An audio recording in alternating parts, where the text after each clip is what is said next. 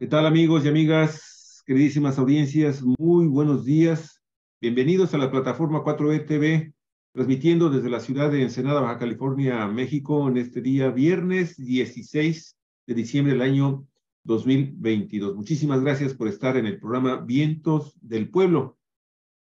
Vientos del Pueblo, uno de sus titulares es el maestro José Santos Urbina Mendoza, quien es dirigente nacional del Partido Popular Socialista de México, integrante también de la Coordinadora Política Nacional de Unidad Comunista, que se constituyó como una federación de partidos, organizaciones y movimientos comunistas en nuestro país.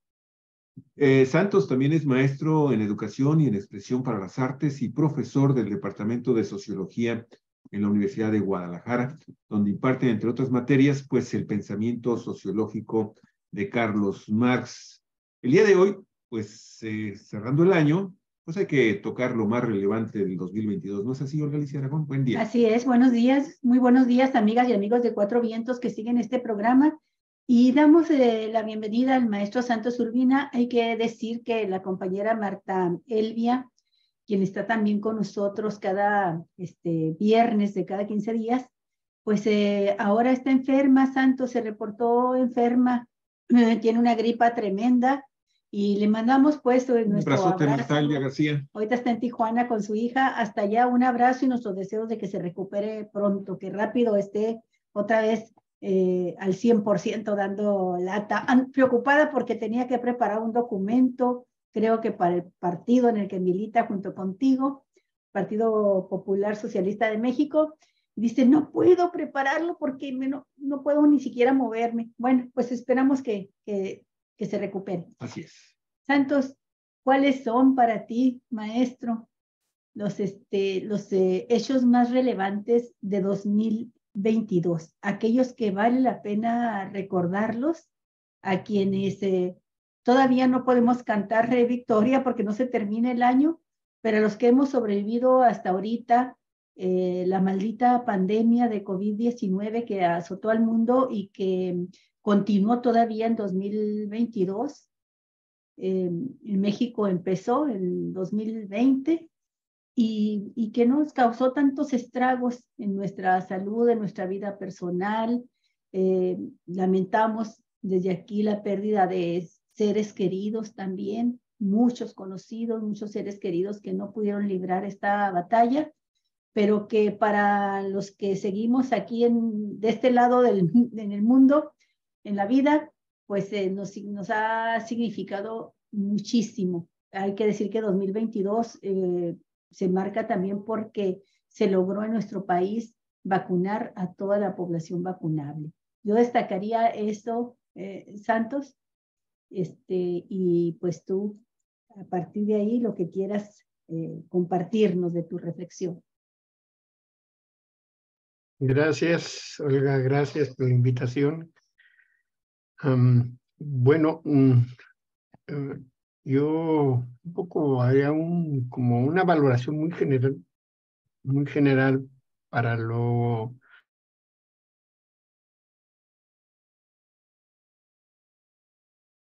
En este momento se nos congeló la imagen de Santos. Ahí está. De nueva cuenta, Santos, te congelaste hace un momento. Ahora sí.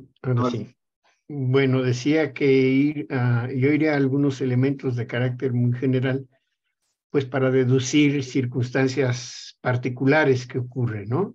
Uh-huh. Primero, diríamos lo de valoración general, pues plantear que durante este año que concluye, se profundiza la crisis del sistema capitalista, ¿no? Por un lado está lo que es la llamada profundización de la crisis general del sistema capitalista. Esta crisis general del sistema capitalista, pues es una crisis global, es una crisis multilateral del sistema que afecta a todo el mundo y por lo tanto a este régimen, a sus regímenes económicos en los países, ¿verdad? Así como en la política, en la ideología, es decir, en todas las esferas de la vida de la sociedad capitalista y de la sociedad burguesa en lo general. Es decir, la crisis general del capitalismo, pues es un proceso de descomposición del sistema capitalista en el mundo que empieza, pues, diríamoslo, con el surgimiento de los monopolios y la llegada a lo que es esa categoría económica que se llama imperialismo. Marx planteaba que el capitalismo, las fronteras de sus países les quedan pequeñas y comienza a exportar mercancías.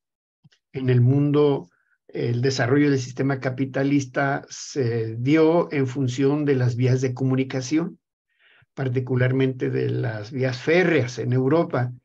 Y podemos decir que a partir del último tercio del siglo XIX surgen los monopolios que ya no solamente van a exportar mercancías, sino van a exportar también capitales, hasta llegar a principios del siglo XX, en donde se consolida el sistema imperialista mundial, en donde hay guerras por la distribución del territorio, pero también la distribución de la repartición de los mercados entre los principales países capitalistas. Y entonces, con la aparición del imperialismo, que es esa fase superior del sistema capitalista en proceso de descomposición, en donde los principios que plantea el pensamiento liberal de libertad de mercado. ¿No se da cuenta? ¿Se congeló? Sí, me doy cuenta. Pero está Bueno, en la parte muy importante del análisis del imperialismo como fase superior del capitalismo. Sí, ¿te volviste a congelar? Tómalo, por favor, retómalo, lo de los imperios. A ver, sí, decía que entonces el imperialismo como categoría económica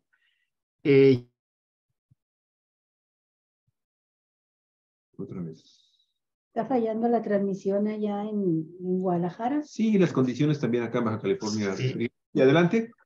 A ver si no sé qué esté pasando, fallando, ¿verdad? Ahí está fallando pues la transmisión, ¿no? Sí, las cuestiones meteorológicas, entiendo.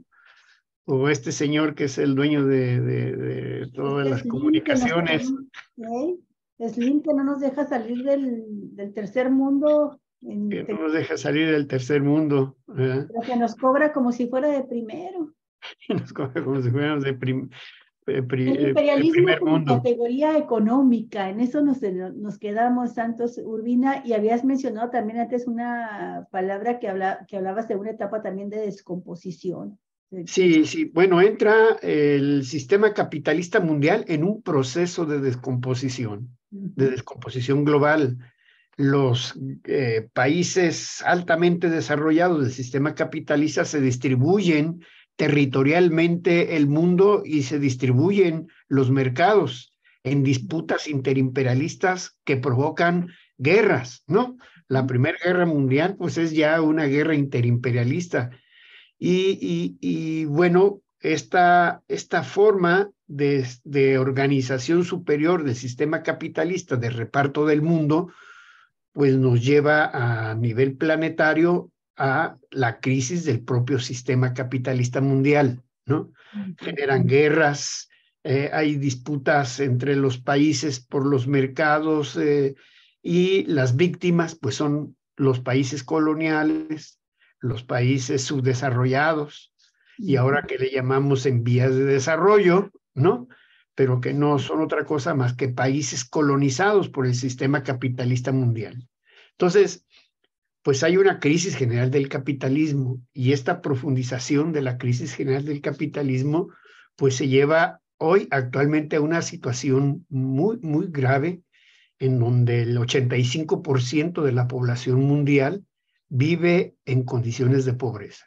El 85% de la población mundial vive en condiciones de pobreza, de los habitantes, pues prácticamente de la mayoría de los habitantes del planeta, ¿no?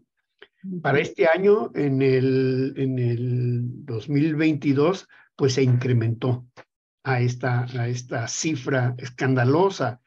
Estábamos hablando de que hace un año había 1.300 millones de pobres en el mundo, y ahora estamos hablando de 1.400 millones de pobres que viven en la miseria, ¿no? Los neoliberales o los capitalistas dicen en pobreza o pobreza extrema, y no es otra cosa más que la miseria, ¿no? En donde esta población vive con un ingreso diario de $2 al día para abajo. Esa es un poco la cuantificación, diríamoslo, del ingreso, del decil de ingreso de la población, que se ha disminuido y que se ha incrementado en esta gran cantidad de millones de habitantes. Y por lo tanto, eso implica que, pues que se aumenta la desigualdad, ¿no? Es decir, en el 2022 la miseria se incrementa entre 75 y 95 millones de personas. Y eso propicia, pues, el incremento de la desigualdad entre las distintas clases sociales. Y por lo tanto, esto va a implicar, pues, una disminución grave en el ingreso de la población, ¿no? Sí. Esto, pues, se vio agravado por los 2 años estos de COVID. Ya para el año del 2020, la circunstancia del COVID y esta crisis que se padecía ya del propio sistema capitalista en los índices económicos plantean, pues, que hay una inflación que se incrementa en el 6%, y luego del 3%, luego otra vez del 3% mundial, para llegar a lo que hoy estamos hablando de una recesión. Es decir, el mundo vive un proceso de recesión muy, muy grave. Y por otro lado, pues, de este incremento de la inflación. Esto implica, por lo tanto, que estas contradicciones de carácter, diríamoslo, interimperialistas, para poder incrementar sus recursos económicos, acuden a la guerra. La guerra es uno de los recursos que los países imperialistas recurren con el propósito de hacerle frente a sus crisis. Y lo que estamos viendo en Europa, por ejemplo, en el caso de lo que es la guerra en Ucrania, no es otra cosa más que los intereses de los países capitalistas capitaneados por los Estados Unidos de Norteamérica, el imperialismo norteamericano, en Europa, utilizando a la OTAN y a los países satélites de los Estados Unidos en Europa, con el propósito de azuzar estas condiciones de guerra, ¿no? Y por lo tanto, todo esto se va a incrementar en mayor crisis, en mayor desigualdad y en mayor pobreza. Esa es una de las características como resultado de esta guerra en Ucrania, ¿no? Los problemas de la crisis energética. Así es, estaba por preguntarle exactamente sobre esta guerra en Ucrania, si tenía que ver con la guerra del imperialismo. Eso precisamente te iba a preguntar, Santos, si esta guerra de Ucrania, Rusia, está inscrita en este contexto de la guerra de los intereses del imperialismo. Está en ese contexto. No sé si de aquí me dice el letrero, mi conexión es inestable. Espero que no se corte, sí. Es el internet. Está en ese contexto. Hay una idea que dice que es una guerra interimperialista y que es la disputa de dos imperialismos, del imperialismo ruso y del imperialismo norteamericano.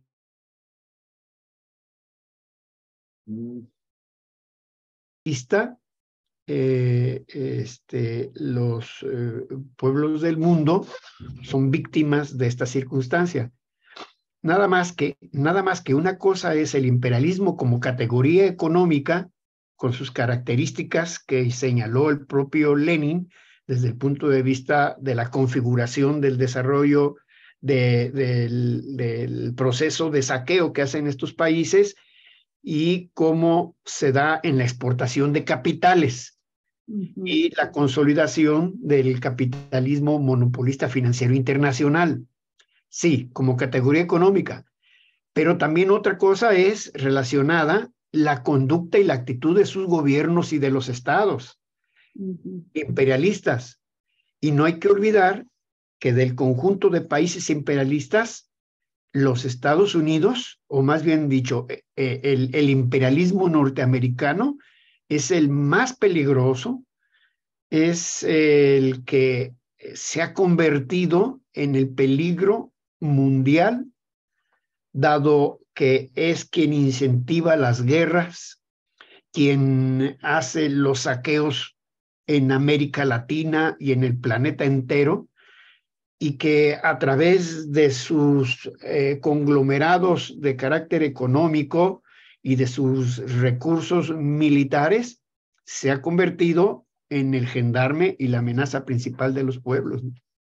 Es cierto que Rusia ha llegado como modelo de desarrollo económico al imperialismo, pero no vemos a Rusia invadiendo América Latina, quitando y poniendo gobiernos, o no lo vemos ahí a Rusia, pero sí vemos a los Estados Unidos, al imperialismo norteamericano como el principal instigador de golpes de Estado, de crímenes, de asesinatos y de lo que está ocurriendo en nuestro subcontinente a través de sus políticas y de sus estrategias, tratando de evitar que los países progresistas puedan consolidar un desarrollo económico soberano independiente, ¿no?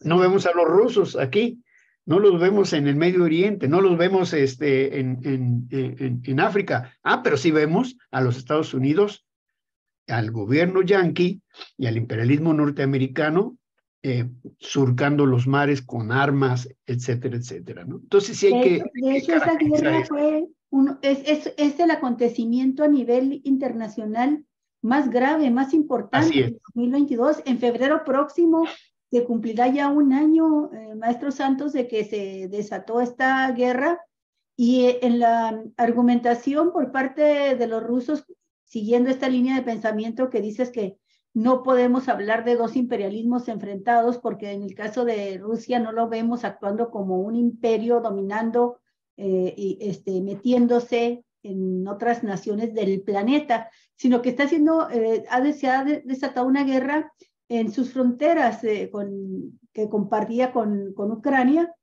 y que tienen que ver con la expansión bélica de la OTAN, dominada pues fundamentalmente por los Estados Unidos, hasta donde tenemos el conocimiento. Pues lo que Rusia está tratando de evitar es que se incumpla el acuerdo cuando desapareció la Unión de Repúblicas Socialistas y Soviéticas, de que las repúblicas que se desagregaron sirvieran después para poner ahí bases militares de la OTAN. Y pues ante la intención de la OTAN de incorporar a Ucrania, se desata esta guerra. Dime si es una interpretación simplista de lo que aconteció o si ese es el fondo real. Ese es el fondo real. Es una guerra que los Estados Unidos, es una guerra imperialista que el imperialismo norteamericano ha desatado contra Rusia, utilizando a Ucrania y llevando al mundo a los riesgos de una tercera guerra mundial, ¿no? Porque si lo vemos, lo tenemos que relacionar con lo que está ocurriendo también del enfrentamiento de Estados Unidos, no solamente contra Rusia, utilizando la Unión Europea, ¿no? Sino también el enfrentamiento de los Estados Unidos contra China, ¿no? Los actos de provocación que hacen ellos con el caso de Taiwán, ¿no? Y que ha merecido respuestas por parte del gobierno chino. El enfrentamiento de los Estados Unidos frente a América Latina, contra América Latina. Y lo que estamos viendo ahí en Perú no es otra cosa más que la intromisión de los Estados Unidos en los asuntos internos de este país hermano, como lo ha hecho en Brasil, como lo hace en México, tratando de intervenir desde todos los puntos de vista, carácter político y económico, ¿no? Y entonces este enfrentamiento de los Estados Unidos en el caso de Rusia, pues es en su esencia un enfrentamiento de los Estados Unidos contra los países mismos de capitalistas en la Unión Europea, que los ha utilizado, ¿verdad? Entonces, mira nada más la tremenda crisis económica que profundizó. Si ya el mundo había quedado perjudicado, y me refiero a los habitantes de la mayoría de las naciones perjudicados con la pandemia, con esta guerra sufren terriblemente, sobre todo en los países europeos, por la dependencia que tienen energética respecto de Rusia, por la gran cantidad de gas, ¿verdad? Que surte y de energéticos en general que surte Rusia. Esta guerra empobreció. Quizá esto explique también y en gran parte el dato que nos daba Santos de cómo creció la mancha de la pobreza, de la miseria en el mundo, mientras que hizo que en unas cuantas manos, en menos manos que nunca, se concentraran las mayores cantidades de riqueza, ¿no? Y ahí tenemos los datos de siempre que publica Forbes, por ejemplo, donde destaca Elon Musk, el dueño de Tesla, entre otras empresas, y que no tuvo ningún empacho en decir que su empresa, él estaría dispuesto a dar golpes de Estado donde fuese necesario con tal de apoderarse del litio. Y ahí tuvimos el caso de Bolivia, ¿no? Donde precisamente, así lo ubicó el presidente Evo Morales, fue la ambición por el litio lo que provocó que a él se le diera el golpe de Estado. Elon Musk en 2022 se calcula que tiene concentrados ya 219 mil millones de dólares, el hombre más rico del planeta. Ya no lo es, ¿eh? No, ya entró, sí, hace unas 2 semanas, en esta misma semana se anunció que el propietario, no tengo el nombre, pero el propietario de estas grandes cadenas de tiendas exclusivas y de productos de belleza, desplazó a Elon Musk. De hecho, Elon Musk ha estado reduciendo considerablemente. Ese es un asunto importantísimo del 2022, porque por primera vez vemos a un supermagnate comprando un medio, una de las principales redes sociales del mundo, que es Twitter. Y eso generó toda una serie también de reacomodos de la ultraderecha, porque hasta Donald Trump recuperó su cuenta. Ustedes recordarán que se la habían suspendido. Pero esto ha generado también una gran incertidumbre con el futuro de este supermagnate, porque está comenzando a desmantelar Tesla. De hecho, vendió 30 mil millones de dólares. Esto también acaba de suceder esta semana. Su bandera.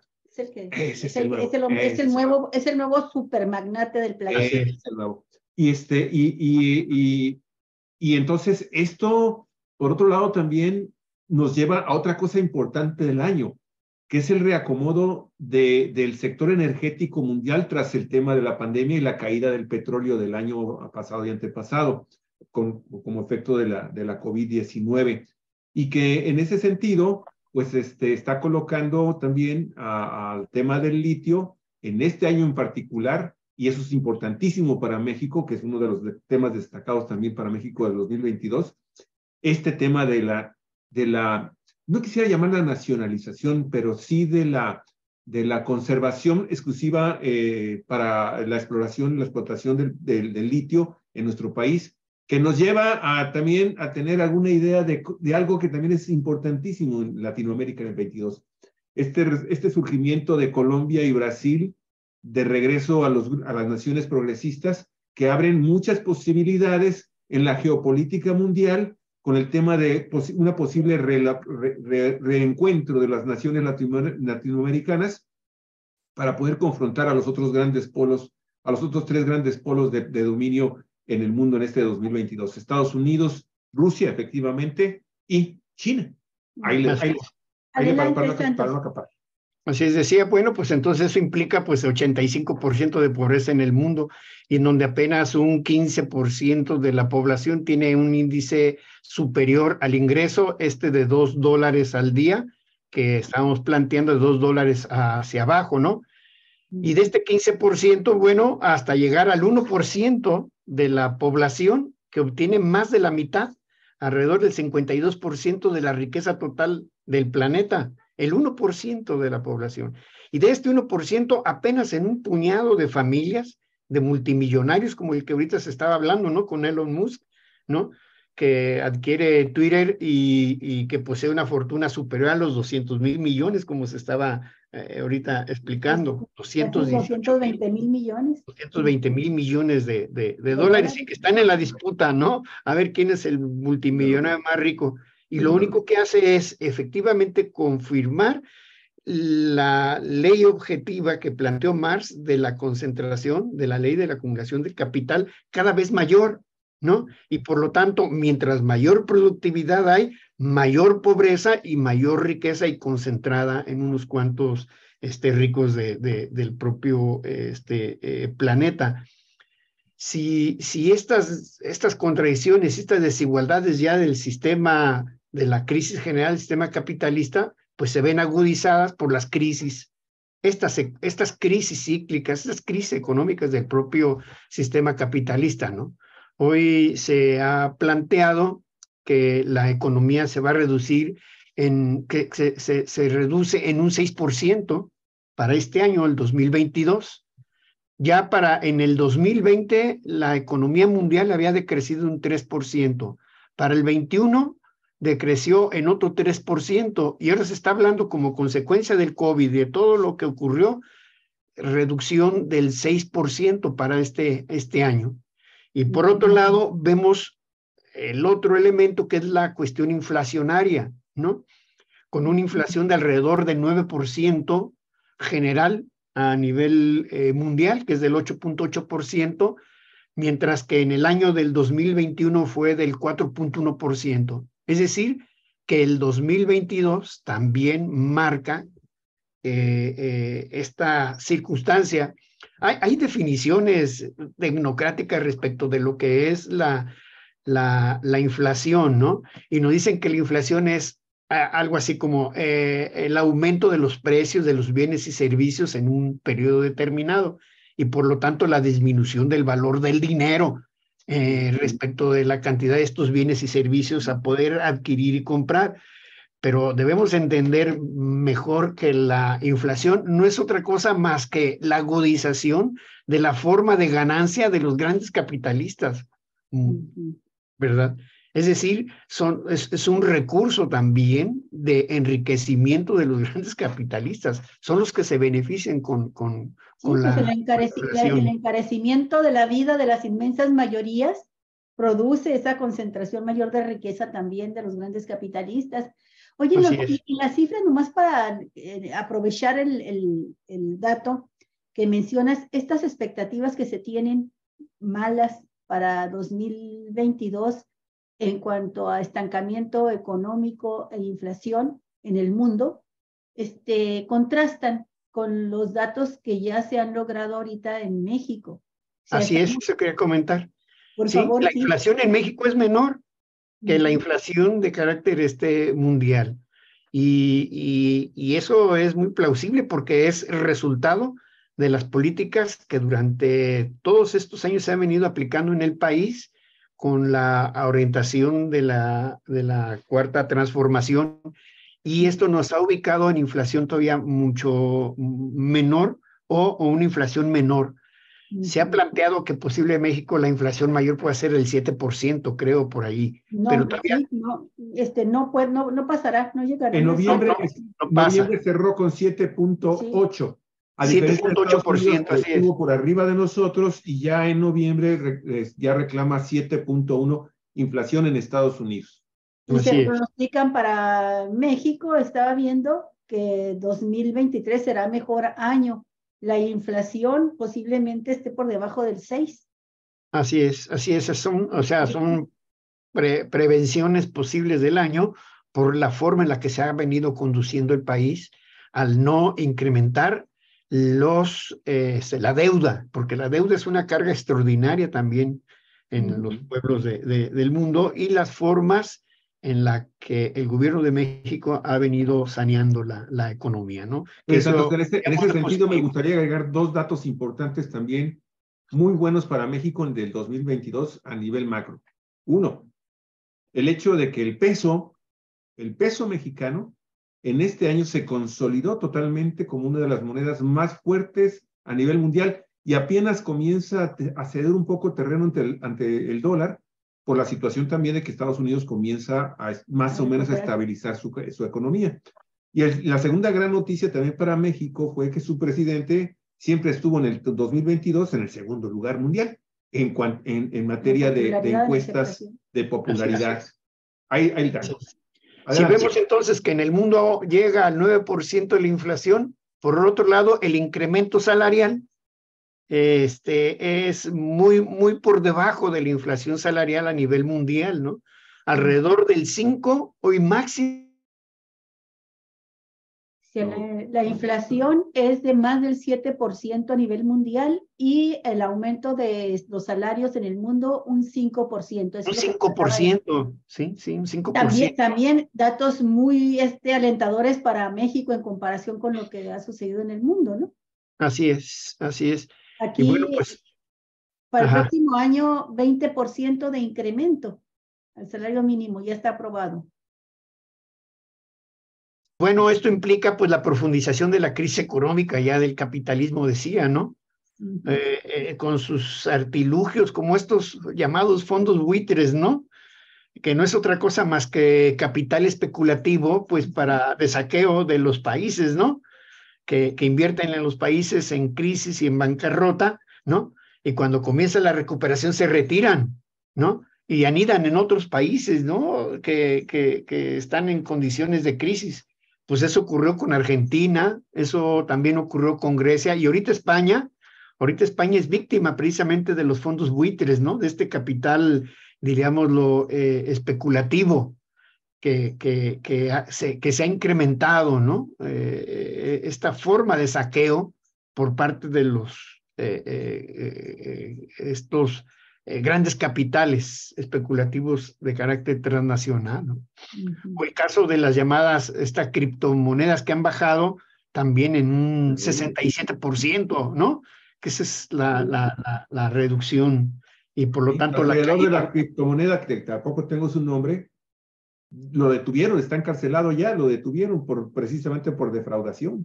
Yo todavía no logro ni siquiera comprender cómo funciona esa brujería de la criptomoneda. Me costó mucho trabajo, maestro Santos, entender el paso del trueque directo donde podías ver así que estabas cambiando, a entender el papelito, que era un billete, una moneda, y luego de pronto que todo eso te desaparece y ya es una tarjeta de plástico, ahí tienes, eso es dinero, y ahora criptomonedas.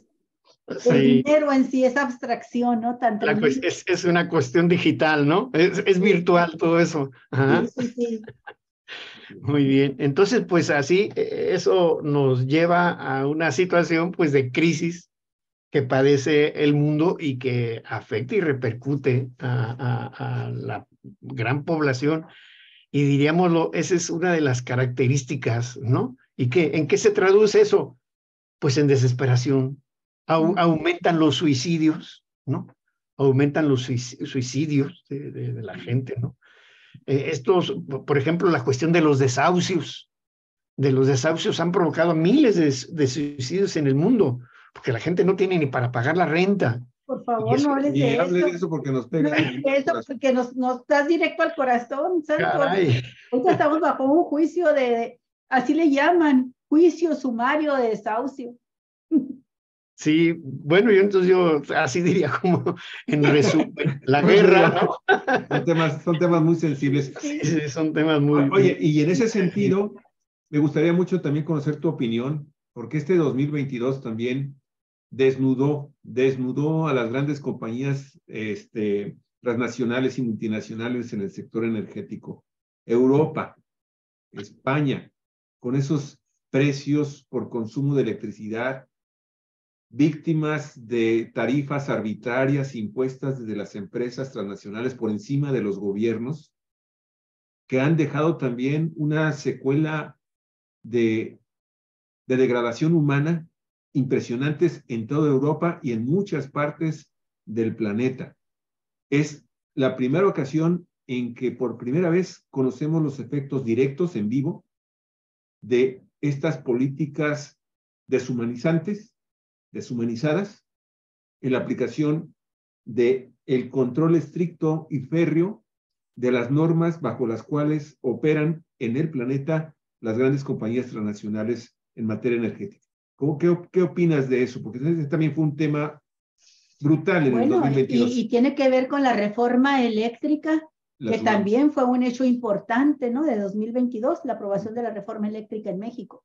Sí, efectivamente, ¿no? Lo que ocurrió, bueno, todavía no hemos entrado a México, pero bueno, lo que ocurrió en México a principios del año por reclamar el derecho soberano al dominio de nuestras energías, pues vemos ahí atrás pues a los grandes monopolios y a las grandes transnacionales de carácter energético, ¿no? Cabildeando, ¿no? Hasta en la Cámara de Diputados ahí con sus bolsas llenas de dinero tratando de evitar que se aprobara la legislación. Si nosotros hacemos la relación entre lo que pasa de la ley electoral y de todo lo que está pasando en este momento, es como la respuesta a lo que ocurrió a principios del año, en donde la derecha cerró filas con el propósito de evitar una reforma constitucional, ¿no? Si nosotros lo relacionamos con lo que ocurrió con la reforma de carácter local y el Plan B, pues no es otra cosa más que una respuesta justa y digna frente a la actitud cerrada e intransigente de la derecha en nuestro país, que ha decidido no modificar de manera absolutamente en nada, ni siquiera al INE, que dice que no se toca. Pues el INE sí se toca, carajo. Sí, claro, Es la modificación del artículo 41, la más numerosa que ha ocurrido entre todas las reformas. Diríamoslo, ¿por qué hoy no debe modificarse el artículo 41? Pues porque la derecha no quiere perder los privilegios para las grandes corporaciones transnacionales y que siga avanzando un modelo de desarrollo distinto. Y en el caso de las empresas de carácter energético, que pues se habían, diríamoslo, repartido el mercado nacional, en donde incluso se disminuyó de manera brutal la intervención del Estado en este aspecto, hasta ser minoritario en la energía, en la producción de energía eléctrica en el país, y que pasa a manos de las compañías privadas, ¿no?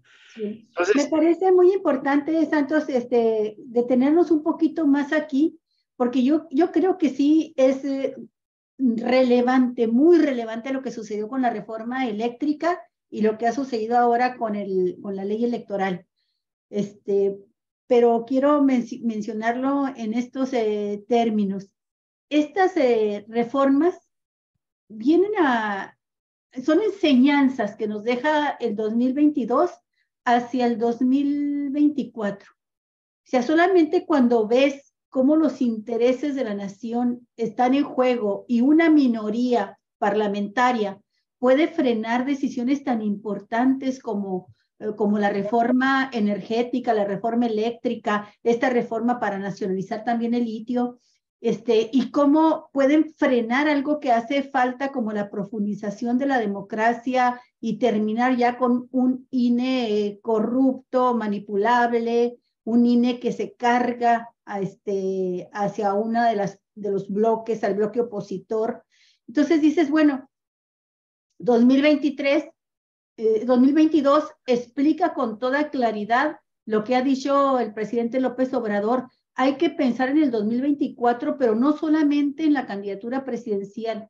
La lección es necesario ganar dentro del proceso de transformación la mayoría legislativa para poder realmente realizar las reformas que necesita el país, porque el régimen neoliberal construido en los 40 años por Salinas nos ha dejado con pocas defensas jurídicas y tiene que hacerse malabarismo y medio para poder sacar leyes secundarias.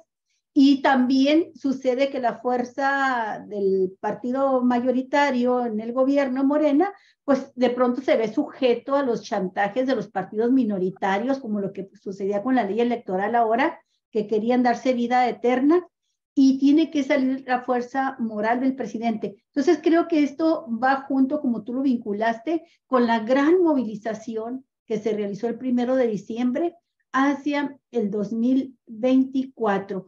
Yo lo plantearía así como esas enseñanzas que nos dejan el 2022, en estas grandes reformas que hay que realizar todavía a nivel constitucional.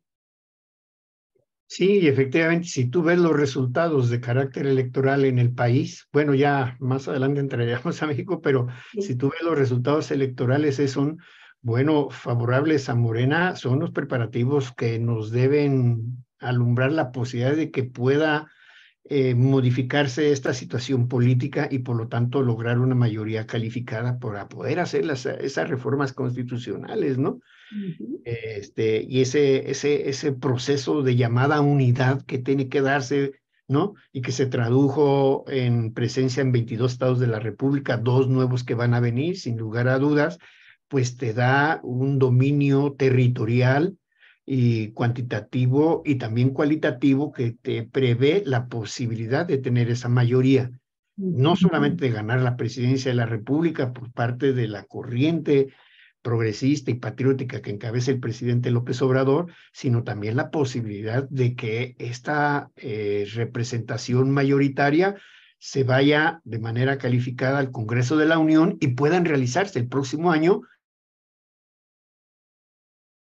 Ok, el próximo año hay elecciones en el Estado de México y en Coahuila. Yo decía para el 24, ¿verdad? Para el 24. Entonces pueda traducirse para el 24. Entonces son preparativos, por un lado, de un gran frente y una gran alianza patriótica, y por otro lado... Sí. Esa conectividad. Se está fallando. Sí, allá. Yo ahorita les voy a proponer, Olga, y llevamos ya 40. Santos, mira, voy a proponer esto. Llevamos ya 42 minutos y estoy entendiendo que tú tienes un guión ahí. Me gustaría que nos dedicáramos mejor ahorita a que tú termines tu guión para poder sacar adelante bien el programa, ¿no? Y al final te hacemos preguntas específicas o hacemos algunos otros comentarios, pero para no interrumpirte, métele duro a tu guión. Es que entramos a interrumpir cuando se interrumpe. Sí, no, está bien. No hay problema. Sí, adelante, bueno, simplemente decir que todo este problema de crisis económica mundial, pues hay repercusiones en América Latina, ¿no? Y entonces, en este contexto, México, ¿cómo se encuentra en relación también en el mundo y con América Latina, ¿no? Yo observo que para América Latina lo que vimos en este año es el incremento de las luchas de carácter popular, ¿no?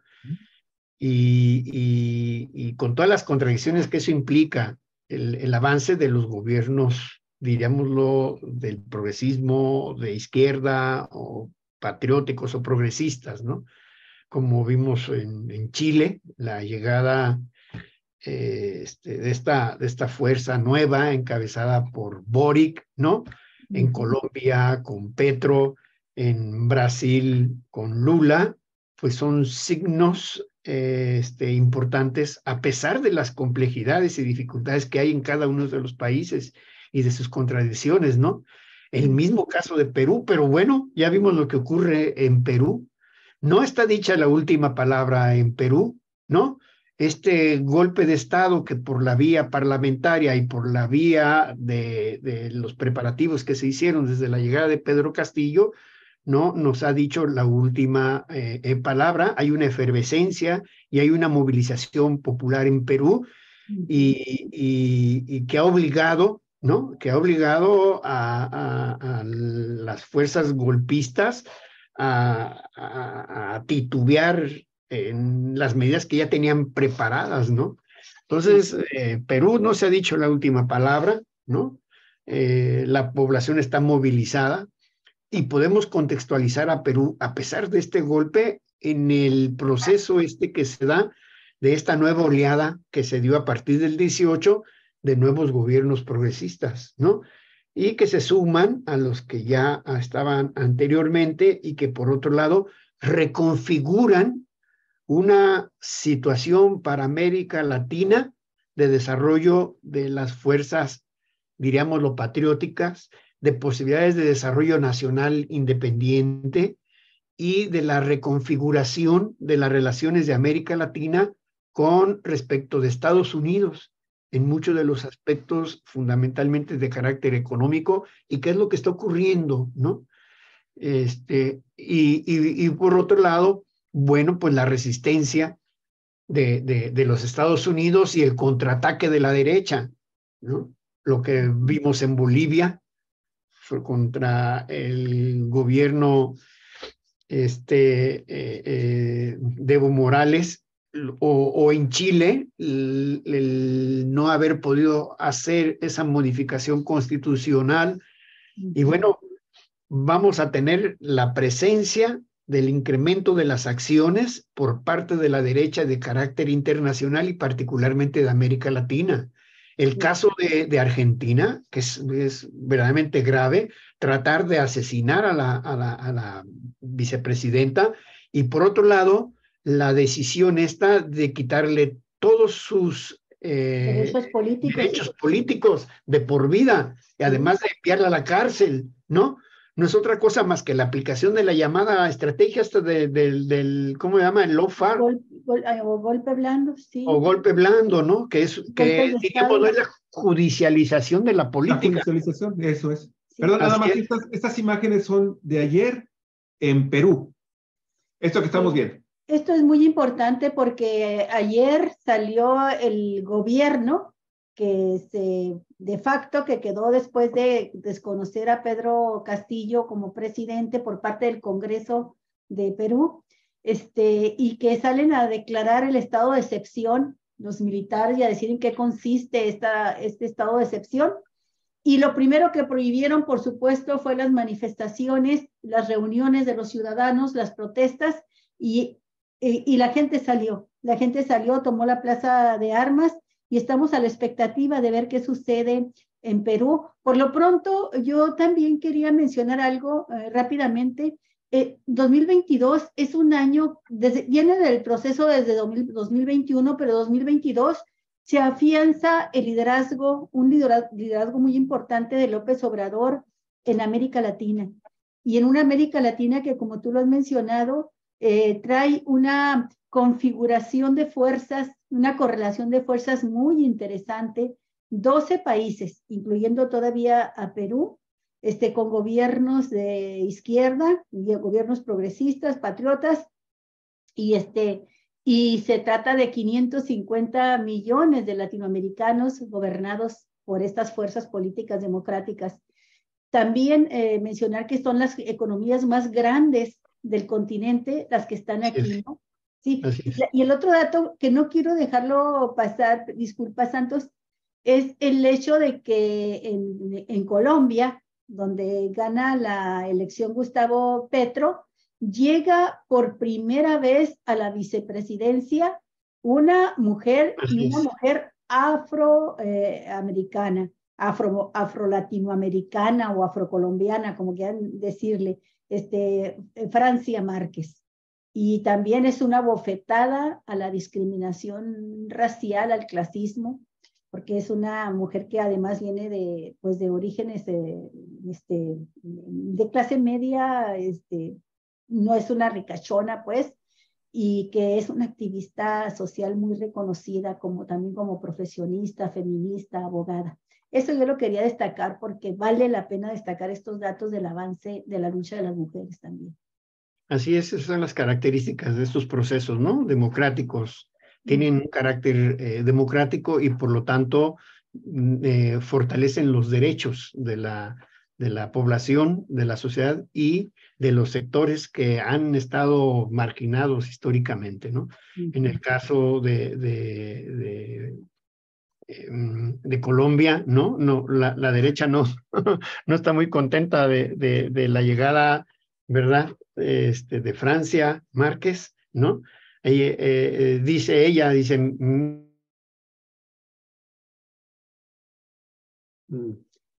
sí. Francia Márquez, hay que decirlo, ha respondido con mucha inteligencia siempre a las Así preguntas que le hacen. Perdona, ¿qué dijo? Porque no se escuchó. Se cortó. Se nos cortó. Francia Márquez hizo una declaración recientemente frente a golpes, ¿no?, de la derecha que desacreditan su figura como vicepresidenta, ¿no? Y ella dice, me quisieran tener como su trabajadora doméstica, pero ahora me tienen como su vicepresidenta y se van a aguantar estos 4 años. Así es. Así es. Muy bien, seguimos con tu exposición. Qué mal día agarramos para... Sí, hombre, tan bonito tema. Adelante. Sigue la... Bien, de repente se nos va. Sí, decía yo, el papel de México en su liderazgo hacia América Latina, porque, bueno, tú... Sí, este liderazgo lo volvió a confirmar hoy López Obrador en la mañanera, en su conferencia mañanera, dedicó gran parte del inicio de la conferencia mañanera a exponer la situación en Perú y a protestar enérgicamente por la injerencia de Estados Unidos a través de la embajada en Perú, la embajada de Estados Unidos, que tiene, así lo dijo él, la poca diplomacia, el descaro de ir a reunirse con la presidenta que no es la que eligieron, es la que impusieron ahora, ¿no? Entonces, sí, adelante, Santos. Sí, ha sido capitaneado por la Embajada de los Estados Unidos, la policía política de los Estados Unidos, lo que ocurre en Perú, ¿no? Eso ha sido evidente y eso se denuncia en ese sentido. Y yo decía el papel del liderazgo de México en este proceso. Ha llevado a que los ultraderechistas de todo el planeta se reúnan en nuestro país, se reunieron en nuestro país para ver qué planes tienen ellos de aplicarse en América Latina, ¿no? Que ven con preocupación lo que está ocurriendo en América Latina y han puesto en el centro a nuestro país, a México. Pues por eso que se reúnen aquí, en este país, para rearticular a las fuerzas de derecha en nuestro país, y los vemos actuando, ¿no? Sí. Entonces diríamoslo, este es el contraataque de la derecha, y bueno, pues ya en nuestro país este año, pues ha sido el escenario del proceso de la sucesión presidencial, ¿no? Claro. Oye, antes de eso, no es la derecha la que se está reorganizando, es la ultraderecha. La ultraderecha y el fascismo. Ese es el gran problema. La golpista, nada la peligrosa, más para precisarlo. La que le dice a la derecha mexicana, le dice derechita cobarde, así le dicen a los panistas, para que te des una idea. Y nada más un acto algo que sucedió ahora y que pues a Javier y a mí nos despierta mucha preocupación y sospecha de lo que han acordado los ultraderechistas para desestabilizar gobiernos. Y el periodista Ciro Gómez Leiva, ¿no? Pues sufrió un atentado que por un pelito salva la vida, ¿no? Y bueno, a nosotros nos hace pensar que el asesinato de un periodista como Ciro Leiva, pues puede ser un factor de desestabilización directo, el corazón contra la jefa de gobierno, Claudia Sheinbaum, contra el propio López Obrador, y la campaña que están desatando, que hasta ahora han sido en base a puras mentiras, tratar de demostrar, miren, mataron a un periodista disidente del gobierno de López Obrador. Eso se nos hizo muy peligroso, por eso lo mencionamos, querido Santos. Sí, la marcha de la derecha, esta manifestación de la derecha supuestamente defendiendo al INE, que no es otra cosa más que defender el modelo en materia política impuesto durante estos 36 años, ¿no? Para permitir la alternancia de los grupos de la derecha y la ultraderecha en el poder, no es otra cosa, ¿no? Oye, ¿sería una especie de neoliberalismo mexicano? ¿Cómo? ¿Sería esto una especie de neoliberalismo mexicano? ¿Ya tenemos un neoliberalismo mexicano? Bueno, yo distingo 2 tipos de neoliberalismo en el mundo. Por un lado, el que aplican en los países del llamado capitalismo desarrollado, que es distinto al que se aplica en los países colonizados como México o los países en América Latina. Sí. Por un lado, la representante Margaret Thatcher en Inglaterra, que inicia este modelo de neoliberalismo en los países capitalistas, ¿no? De profundización de los procesos de privatización, etcétera, pero también de saqueo y de expoliación de los pueblos, de sus colonias y de todos los países subdesarrollados, y por lo tanto la aplicación de un modelo neoliberal propio para estos países que se impone en Chile hace 50 años con el golpe de Estado, y donde se aplican las primeras recetas de la doctrina neoliberal que se impusieron en Chile a fuego y sangre, y que después se llevaron a toda América Latina, ¿no? Incluido nuestro país. Fue el laboratorio de ensayo Chile, y después se traslada a todos los países. Y la característica del neoliberalismo, este es un neoliberalismo dependiente. Es un neoliberalismo dependiente que profundiza la relación de dependencia y de coloniaje respecto de los países capitalistas que aplican un neoliberalismo de los países, diríamoslo, colonizadores, ¿no? Entonces sí distinguiríamos. Nosotros estamos en la órbita de la imposición del modelo neoliberal dependiente. Por eso, a través de la profunda corrupción y de la imposición de gobiernos títeres como los que tuvimos durante todos estos años, ¿no? Nos saquearon nuestros recursos, nos pusieron como mano de obra barata a través de las maquiladoras y nos pusieron como mercado cautivo, ¿no? Con el objeto de evitar o de impedir el desarrollo de nuestra fuerza productiva, porque eso es lo esencial. Si ustedes observan, este problema en América Latina está relacionado con la posibilidad o no de desarrollar nuestras fuerzas productivas con soberanía y con independencia, ¿no? Y está la disputa de avanzar por un desarrollo nacional independiente o el modelo que ellos nos impusieron, subordinado hacia el gran capital financiero de carácter internacional. Y ese escenario es el que pasa en nuestro país, ¿no? Es el regreso de ese neoliberalismo, pero un neoliberalismo, ¿cómo decirlo? Como decía Zombie, un neoliberalismo con la presencia de la ultraderecha, que esa es la característica. Sí, Decía, perdón. Sí, muy buena definición de lo que estamos viviendo, ¿no? En el país, qué tipo de neoliberalismo enfrentamos. Porque bueno, aunque el presidente dice que el neoliberalismo ya no existe y lo abolió por decreto, bueno, no existen las políticas neoliberales al 100% como se aplicaban desde el poder, desde la presidencia de la República. Y creo que ese es otro dato a destacar en este 2022, maestro.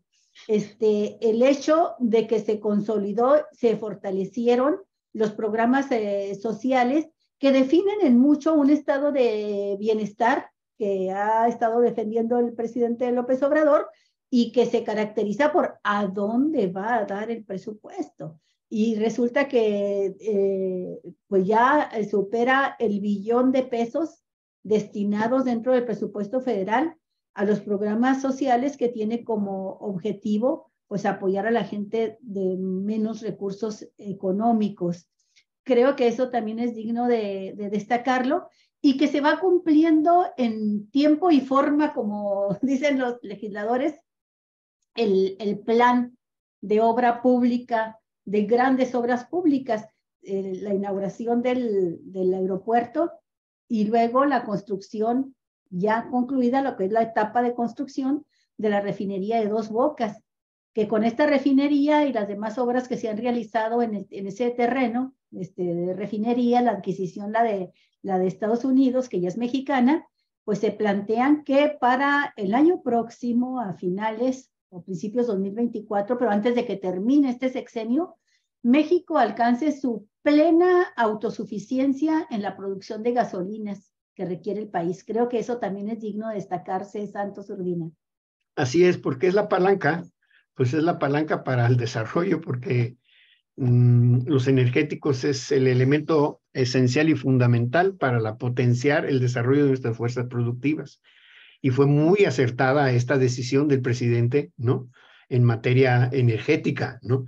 Que nos van a permitir que para el próximo año y lo sucesivo podamos nosotros de manera soberana resolver el problema de estos energéticos, que es fundamental, ¿no?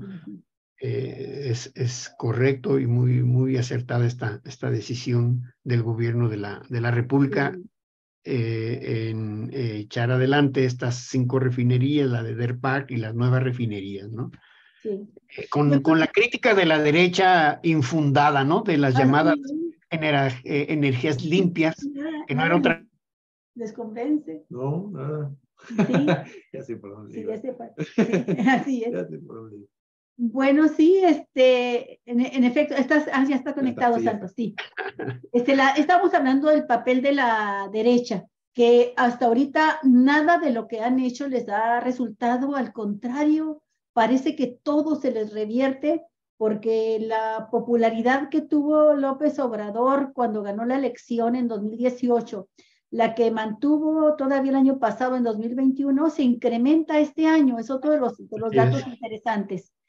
Llegar a 2022 con esos grados de popularidad y con una cosa que me pareció fundamental, porque era necesario que se realizara, si no iba a quedar nada más como letra muerta en la Constitución, la consulta de revocación del mandato, que pues resultó en una ratificación del mandato a López Obrador, pero se realizó y creo que eso fue muy importante, Santos. Y esto nos llevaría también ya a algo que querías tú entrar respecto a cómo se está desarrollando. Empezó en un proceso que empezó también desde el año pasado, pero se ha ido profundizando ahora, el relevo, o sea, las corcholatas, o sea, nada ya del tapadismo, del dedazo, sino cómo se va a dar este proceso electoral 2024. Algo tendrás que decirnos de lo que está sucediendo en todo 2022 con los aspirantes a la presidencia.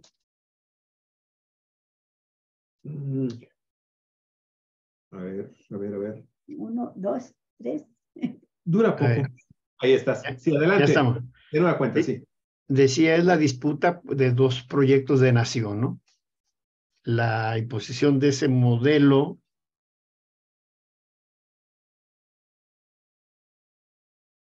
con 2 bloques de fuerzas muy bien definidas. El otro proyecto por la vía nacional independiente. Es lo que está finalmente enfrentado, 2 proyectos de nación, y es la disputa política y económica y social que estamos observando en este momento, y la sucesión presidencial ya se encuentra en este contexto, ¿no? Y la decisión muy acertada de iniciar por parte de las fuerzas progresistas encabezadas por el presidente de la República la continuidad de este proyecto, ¿no? Que está relacionado, decía yo, por la lucha, por la conquista del Congreso, ¿no? Es decir, se trata de obtener la presidencia de la República y también de la mayoría calificada en el Congreso, y que se ve aparejado durante los triunfos electorales en este año y los anteriores, que han permitido, decía yo al principio, tener una fuerza y una presencia territorial en todo el país, que al menos hasta este momento auguran la continuidad del proyecto no neoliberal. Entonces, de lo que se trata es de garantizar la continuidad del proyecto no neoliberal, y los 3 candidatos que han quedado fundamentalmente, que representan este proyecto, bueno, uno de una u otra manera tratan de representar.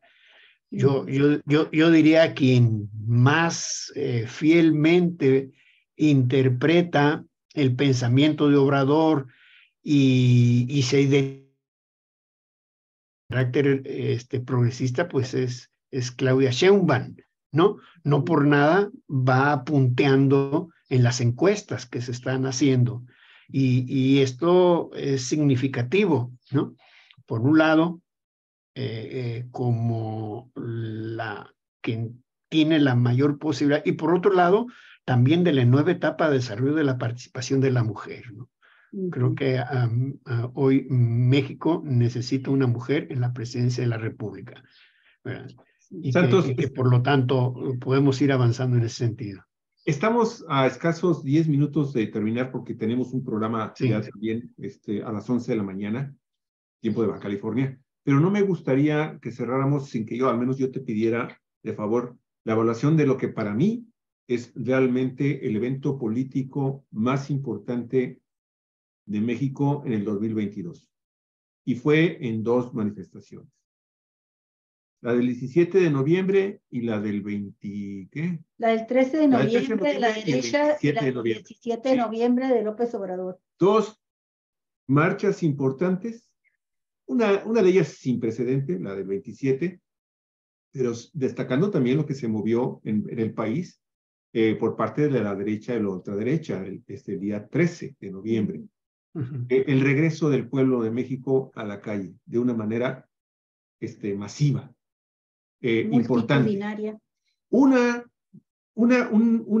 manifestación con gente muy informada y la otra con mucha gente muy manipulada. Sí. Pero el pueblo sale en estos dos grandes eventos. ¿Qué estimas tú que representa para el país estas manifestaciones, estas dos marchas? Sí, y yo quiero plantearte de una vez la pregunta con la que quiero cerrar mi participación, Santos. Este 2022 también hemos visto poco avance, hay que hablar de ello, en la lucha contra la corrupción en cuanto a la aplicación de la ley de la justicia a figuras involucradas en la corrupción. Cabeza de Vaca, por ejemplo, gobernador de Tamaulipas, impresentable, sigue gozando de libertad, hasta se habla de que pudiera querer postularse como candidato a senador. No sé si nos tengan preparada alguna sorpresa que de pronto lo lleve a prisión a un conjunto de ratas corruptas que las queremos ver en la cárcel. El pueblo de México los quiere ver en la cárcel. Y también, bueno, pues en este contexto, pues que el líder de todo esto, Salinas de Gortari, se haya ido a vivir, ya se convirtiera en ciudadano español. Se fue a vivir a España este año y lo está siguiendo ya Felipe Calderón. Calderón. Y se adelantó también Enrique Peña Nieto, ¿no? Sí, que están pidiendo la nacionalidad ya española. Esa me interesa también, esa opinión, ese aspecto. Bueno, muy rápido. Por un lado, decía yo entonces que es la continuidad del proyecto no neoliberal. Y eso se está consolidando. La marcha que encabezó el presidente de la República, confirma la voluntad de identidad del principio que él ha planteado, ¿no? Como un gobierno de carácter democrático y de carácter popular. Entonces, la presencia de él en esta manifestación, su convocatoria a esta movilización, no es solamente mostrar el músculo, sino mostrar cualitativamente, además de cuantitativamente, la voluntad de la continuidad del proyecto no neoliberal. Y de que aquí lo esencial es mantener ese proyecto, mantener esa unidad, mantener esa fortaleza para poder avanzar y derrotar a la representación de la derecha en su movilización y en su marcha que tuvieron, que no fueron pocos, yo digo, no, claro que no. Aunque digan que no fueron pocos, ¿no? Sí. Y por lo tanto, es la ahí más está. numerosa en años, en décadas. Así es. Y entonces no hay enemigo pequeño. Entonces representan un riesgo por el nivel de escalamiento al que han llegado ahora y que están dispuestos, ¿no? De llevar y de escalar su actividad a un modelo, a un nivel incluso de violencia, ¿no? Y que podemos esperar acciones de violencia por parte de la derecha, ¿no? Que no nos sorprenda y por lo tanto cerrar filas en ese sentido para garantizar este proyecto no neoliberal. Y finalmente decir que de lo que se trata es de la conformación de un gran frente nacional de carácter democrático, de carácter patriótico y fundamentalmente antiimperialista. Y aquí yo lo engarzo y lo relaciono con las luchas de América Latina. Es por eso que defendemos al gobierno democrático de Perú, diríamoslo, en su derecho, que es el derecho del pueblo y la soberanía de ese pueblo, es el derecho y la soberanía de los pueblos de América Latina y también de nuestro país en un proyecto común de América Latina respecto de lograr nuestra plena independencia de carácter económico. En el fondo, ahí está, ¿no? Decía Carlos Marx que la política no es otra cosa más que la economía altamente concentrada. Y en el fondo de todas estas disputas políticas está la condición económica y el rumbo económico del país. O es un país subordinado y dependiente como se nos había sido durante estos 36 años, o avanzamos por la otra vía nacional independiente y por lo tanto el fortalecimiento de lo que es nuestra independencia de carácter económico. Esa es la gran disputa, el proyecto económico, y el proyecto político se deriva de la ruta que estamos, diríamoslo, avanzando. ¿Me decías el otro aspecto, Olga? Sí, te estaba preguntando sobre el combate a la corrupción en cuanto a que no hemos visto muy lenta la Fiscalía General de la República, no están en la cárcel quienes deberían estar ahí, Cabeza de Vaca, por ejemplo, y la salida ya, la nacionalidad española de Salinas, Carlos Salinas de Gortari, y se va también para allá Felipe Calderón.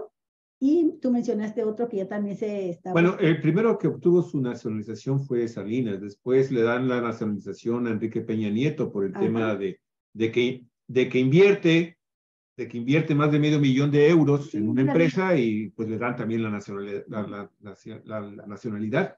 Y ahora no tiene una nacionalización, pero va que vuela para ello. Le dan un contrato. Aznar, el expresidente ultraderechista de España, le da un empleo en académico en una universidad que él creó años atrás, siendo presidente, y con un derecho a prórroga por 5 años más. Sí. De seguro lo vamos a ver también ya buscando su nacionalización en cuanto llegues a Europa.